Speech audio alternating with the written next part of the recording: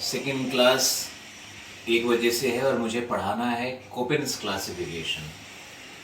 तो मुझे लगा कि जब तक कुछ रिक्रिएटिव नहीं होगा तब तक ये जो क्लास का कॉन्टिन्यूटी है, जो एक काइंड ऑफ बोर्डम क्रिएट होता है, एक फटीग क्रिएट होता है, उसको दूर करने के लिए हम अपने सबसे सुंदर और क्रिएटिव जोन में आ गए हैं और एक बहुत ही विशिष्ट फूड, एक बहुत ही शानदार चीज़ बनाने जा रहे हैं जो मैंने कभी बचपन में देखा था अपने माता जी को, नानी जी को बनाते हुए।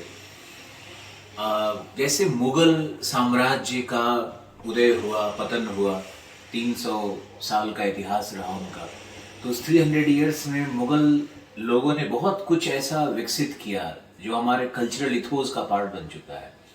इसी तरह से मगध एम्पायर हजारों वर्षों तक भारत का वो एक केंद्र बिंदु बना रहा। तो सिर्फ प्रशासन और मिलिट्री पावर नहीं होता है, वो कल्चर का भी हार्द बन जाता है, कल्चर का भी सेंटर बन जाता है। और रीगल हाउसेज में ही बहुत सारे फूड का डिस्कवरीज होना, किचन एक लेबोरेटरी की तरह राजाओं के लिए काम करना, तो बहुत सारा ऐसा फूड वैरायटी है मगध का जो मैंने देखा है कि वो कोलंबो के स्ट्रीट्स में भी, शायद वो संघमित्रा लेकर के गई होंगी, और साउथ इंडिया में भी, आंध्र प्रदेश में भी बहुत सारा ऐसा फूड मैंने देखा है जो कि मगध के फूड से इंस्पायर्ड है। हालांकि बहुत कम लोगों को मालूम है कि मगध फूड्स क्या है या उसका वैरायटीज क्या है, क्योंकि अभी रिसेंटली जो वेस्टर्नाइजेशन कह लो या इंडिया में जो मेट्रोपोलाइजेशन हुआ, उसमें जो मोस्टली जो अर्बन एरियाज का फूड है वो रूरल एरियाज में भी स्प्रेड कर गया। और आज तो हम देखते हैं कि चाइना से ज़्यादा चाइनीज़ फूड भारत के गांव में मिल रहा है। खैर, अभी हमने आज सोचा है एक बहुत ही डिफरेंट चीज़ बनाने के लिए, जिसको लोग कहते हैं पीठा या पीठी या कुछ, क्या है उसका नाम तो मुझे ध्यान नहीं आ रहा है ढंग से। मैंने अभी 1/2 kg बुफेलो मिल्क को खोए के लिए रखा है। ये देखो, मावा बना रहा है और मावा बनाना बहुत ही कम्बरसम टास्क है क्योंकि पिछले आधे घंटे से हम इसमें लगे हुए हैं, कुछ खास हो नहीं पाया है। और ये हमने चढ़ा रखा है एक छोटा सा पतीला जिसमें हम डालेंगे चावल का राइस फ्लावर, इसमें डालेंगे चावल का आटा है हमारे पास। तो ये चावल के आटे का बना, वैसे तो ये चावल का आटा होना चाहिए जो कि बिल्कुल फ्रेश, उसी सीजन के पैडी क्रॉप से जो निकला हुआ हो वो होना चाहिए चावल। तो उसमें बहुत ही, उसमें काइंड ऑफ स्वीटनेस होता है। अब इसमें हम पानी डालेंगे और पानी डाल करके इसको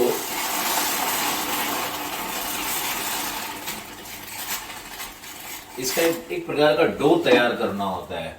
तो हमने एक प्रकार का ये डो पानी डाल करके देखो हमने तैयार किया है। तो चावल के आटे का ये पहले डो बनेगा गर्म पानी डाल करके, और दूसरी तरफ हमारे खोया तो जला दिया, लेकिन फिर भी खोया तो खोया है, उसका टेस्ट आएगा ही आएगा। खोए में ड्राई फ्रूट्स को क्रश करके डालना होता है, कोई भी ड्राई फ्रूट्स आप काजू या कुछ भी ले लो। और हमने जो डो तैयार किया है राइस वाला, इस डो में थोड़ा सा ब्राउन शुगर भी ऐड करते हैं ताकि चावल की अपनी मिठास तो है नहीं, पुराना है चावल, इसमें थोड़ा सा हमने शुगर ऐड कर दिया है।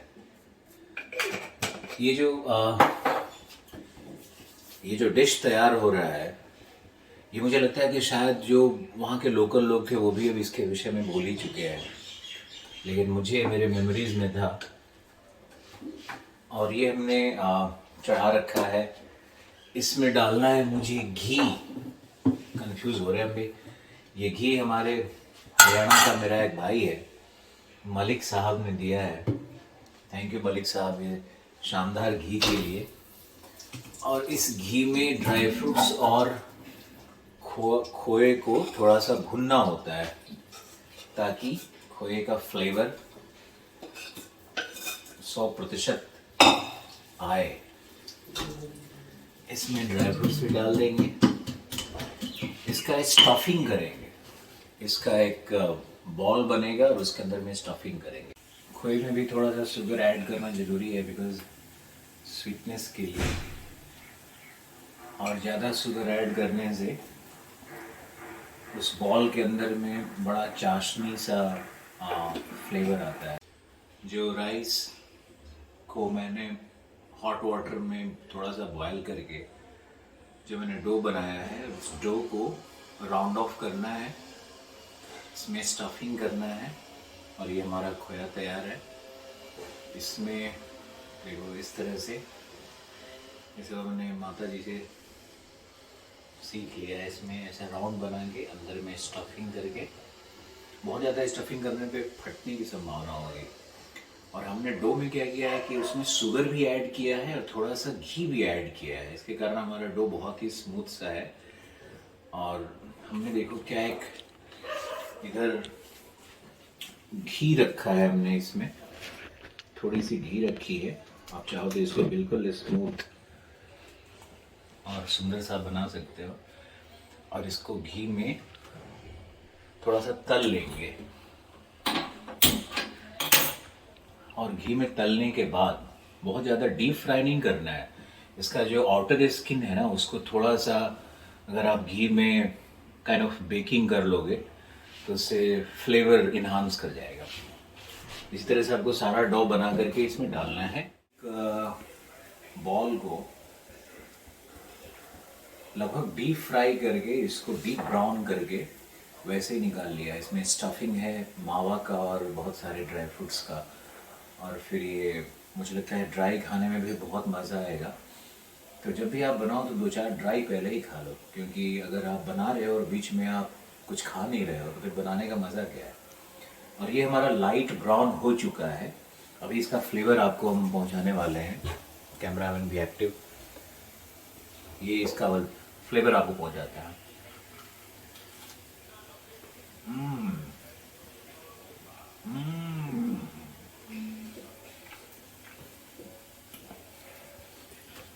मतलब आई एम एक्सप्रेशनलेस। मुझे समझ में नहीं आ रहा है कि हम क्या बोलूं, क्या बोलें। ये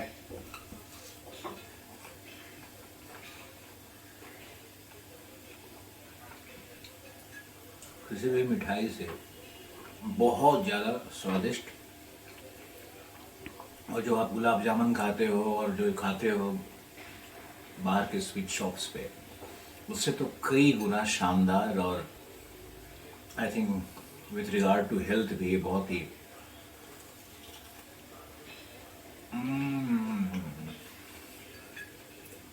स्टेज में फ्लेम को हाई करिए और अच्छी गाढ़ी दूध विथ मलाई इसको इसमें डालिए।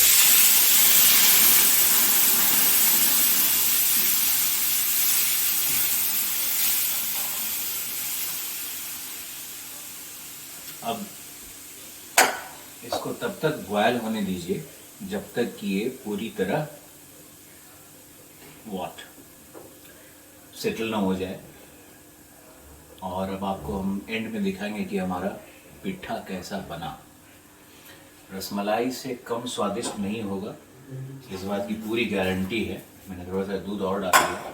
दूध इतना ज़रूर डालना है कि सारे जो पीठे हैं वो पूरी तरह से अंदर में डूब जाए। और जब पीठे बॉयल करके ऊपर फ्लोट करने लगेंगे तब आप समझो कि आपका पीठा तैयार हो चुका है। और दूध का कंसिस्टेंसी बिल्कुल रसमलाई वाले मिल्क की तरह रखा जाता है इसमें। और आपको फाइनल रेसिपी देते हैं। 1 घंटे की मशक्क़त के बाद हमारा पीठा तैयार है। और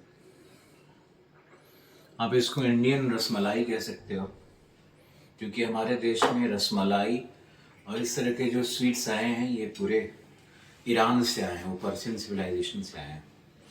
आप तक फ्लेवर पहुंचाते हैं। देखो बहुत ही सॉफ्ट बना है ये, बहुत ही सॉफ्ट है और काफ़ी क्रीमिश भी हो रहा है। गर्म बहुत है।